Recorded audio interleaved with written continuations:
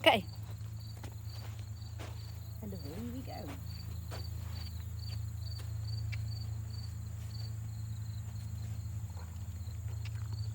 Good.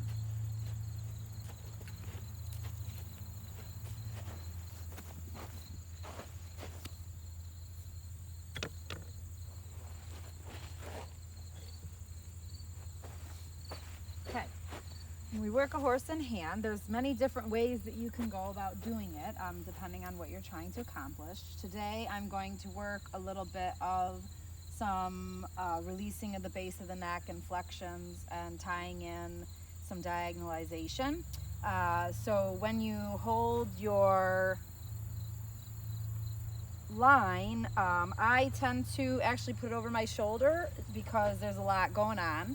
I have my line here on the bridge of the nose so that I can affect how the head stays perpendicular to the ground, and I don't use my inside rein a lot with him right now because he leans a little bit on it because he likes to lean his shoulder, the left shoulder, into me.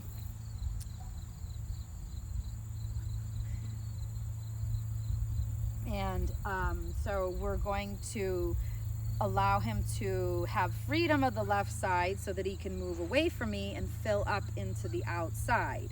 Another thing too, sometimes because I have my leather saddle pad, I'll take my reins and hook it up here if I don't want to use the reins, but I'm going to use my outside rein. The other thing I wanted to discuss was how to hold the whip in your hand. I've always been taught to keep it in the palm of my hand this way so that when I hold my whip, I have access to moving it around and bringing it out in front and stuff like that. So then when you do that, you kind of have your hand sort of like this, and then you gather your rein, and then so now you have your whip and your reins in one hand, and then this allows you to have access to the reins as well as the whip. So now I will use a little bit of my inside rein occasionally, but then I'll drop it as needed. So we're going to do a little bit of a moving around me or moving laterally, so to speak. So we're asking him to step over and yield his shoulder. And as we go, what we want to do is maintain a rhythm with our feet as well. And if the horse slows down, then I'll encourage him to move with his hind end. Push up the hind leg, vibrate a little bit the contact to see if I can get him to release his pull. And the other thing is I want him to bring his outside shoulder a little more up and around the circle, not away like that. Good job. And then he struggles, so when he does that, he steps forward. So we're trying to work on over on the inside shoulder and a little bit of up on the outside shoulder. So I'm going to give him a little freedom with the outside rein. And I'm going to go a little bit bigger on my circle to give him the idea of allowing him to move the left shoulder over as well as bringing the outside shoulder up and around. Excellent, Marquis. And I'm not holding the bend.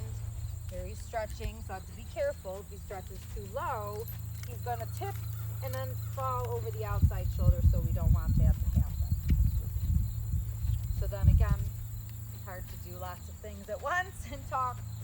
So ideally, we want to create a rhythm with our own feet, so we have like a nice, consistent rhythm with the horse as he's moving around. Very good boy. And then if I want him to halt, I'll just half halt down on my outside rein and have him stop and release the contact. And eventually I want to fix, good job. So what I want him to do is to stop and not wing the haunches out. So again, we'll ask him to move over and side over. There he backs up. I ask him to come forward, reposition my hand on the shoulder. And again, I have my reins where I'm holding my reins and my whip in my hand so that I can come down if I need to with the contact on the outside. I also might use my inside hand occasionally on the inside shoulder to help yield it, but fortunately with this one I don't have to. Excellent, Marquis. Good. And over. So in a little bit, give the outside rein. Yep, gives him room to get the outside shoulder up. As I ask for a little yield on the left. Good, and then he moves over. And we keep a decent rhythm. Not perfect, but good. Nothing is perfect in life. But I strive for perfection. Good. And all the while, I'm not pushing, prodding, poking, leaning, nothing on my horse, and he's not doing either of that with me. So we have a pretty good relationship. If I want the haunches to move a little bit further around, I'm going to bring my left shoulder back and half halt a little bit my outside rein to create a little more curve so the horse brings the right side up around me. Good. So shoulder position matters. We can get into all that into another video. Good. So as we come around, very good boy, and then I'm going to ask for my halt again, a little bit of yield on the left, outside rein. Excellent. Good boy. So then we'll do it from